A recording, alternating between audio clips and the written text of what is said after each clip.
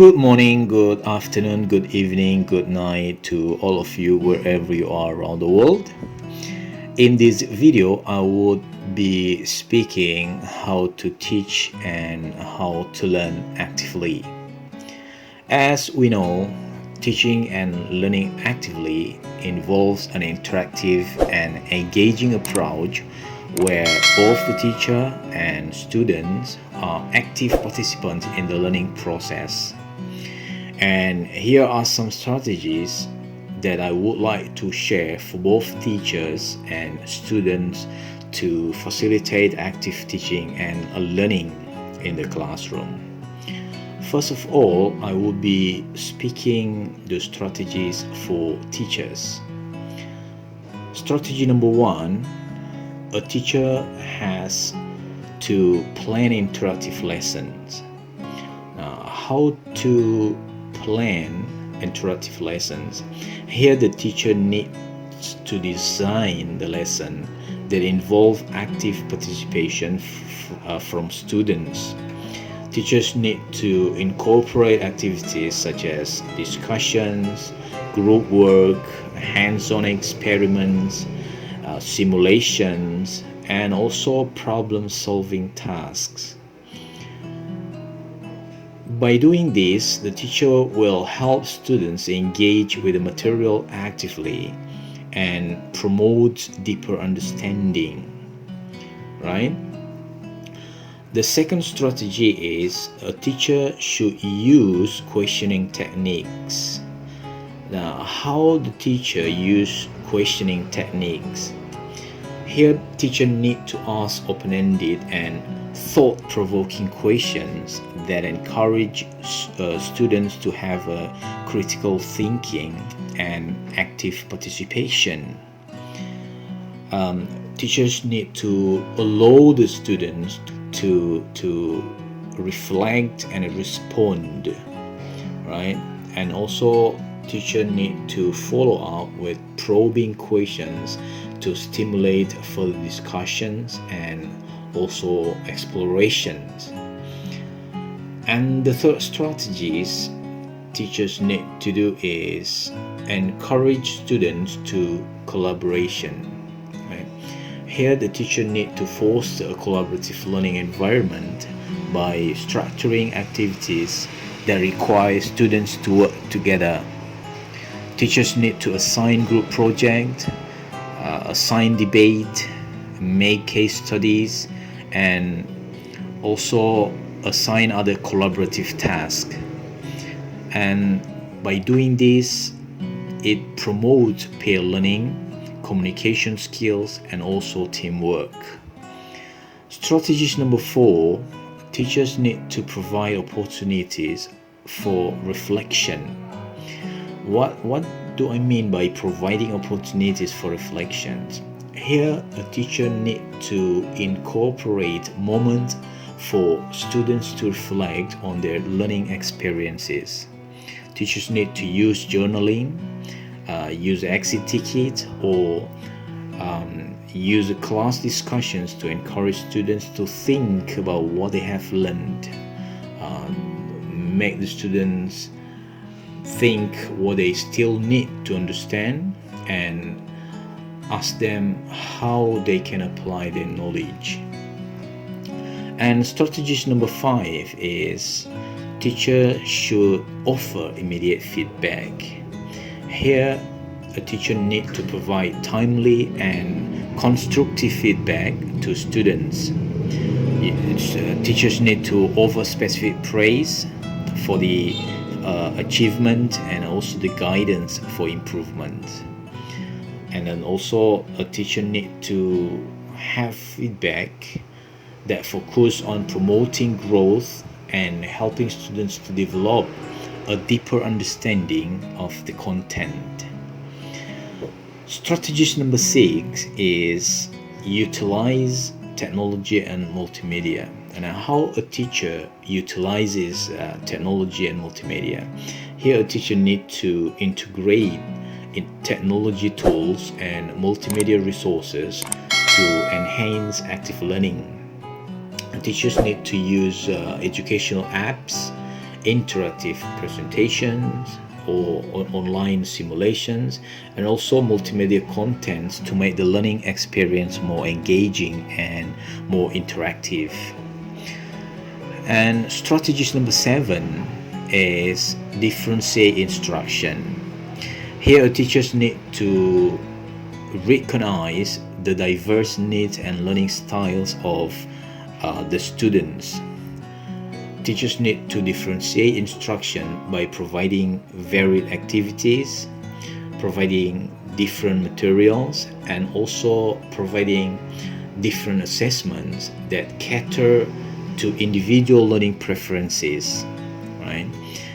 By doing this, the teacher will ensure active engagement for all students in the classroom. Those are the strategies for teachers.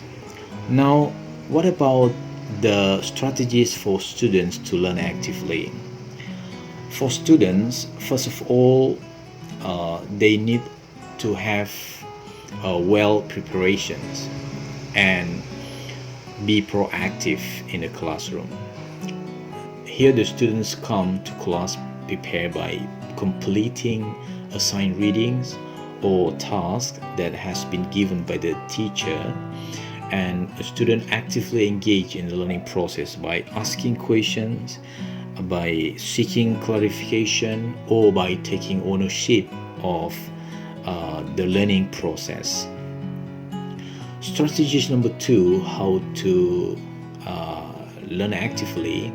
Students need to participate actively in the classroom.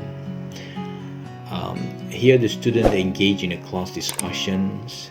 They need to engage group activities, and also the student needs to hands-on task.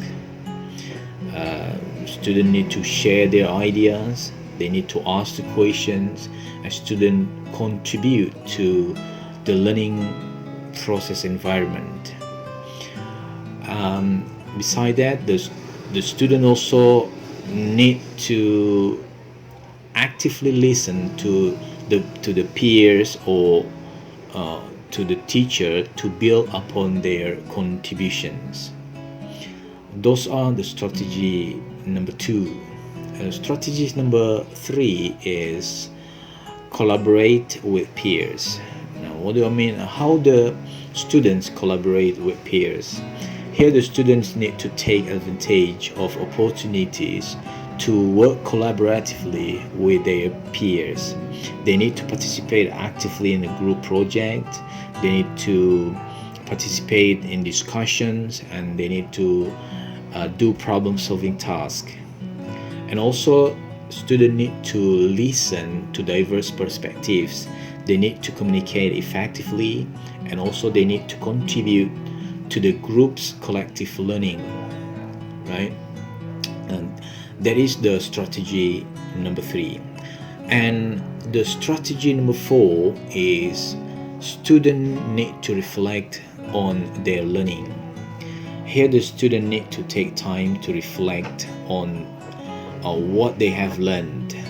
They need to think about how the new knowledge connects to their prior understanding, and how it relates to the real life situations.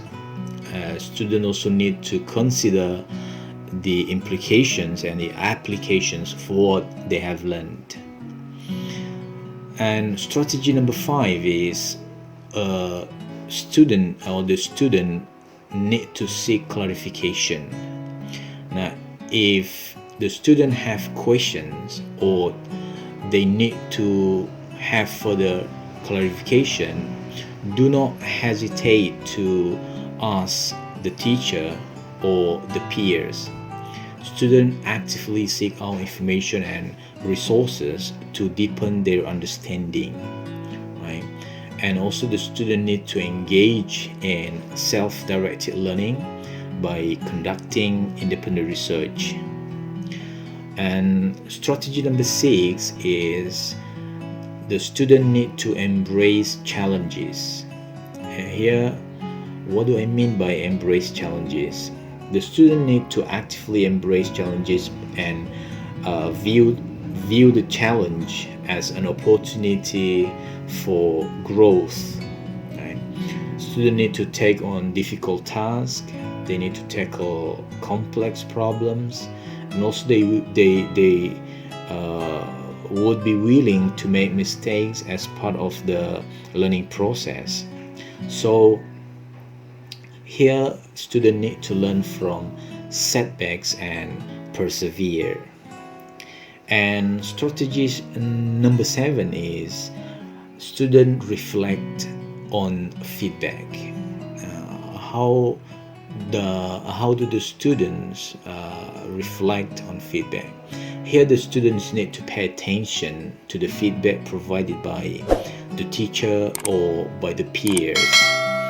They need actively reflect on the feedback and use it to improve their learning. They need to consider areas for improvement, and the student need to make a plan to address them. And strategy number 8 is here the student need to stay engaged and motivated. Now, how do the students stay engaged and motivated? Here the students need to maintain a positive attitude. They need to stay motivated throughout the learning process. They need to find personal relevance in the material, and they need to set goals for themselves, and they need to celebrate their accomplishment. And also the students need to engage in self-motivation techniques such as self-reflections, goal setting, and also the reward that they will achieve.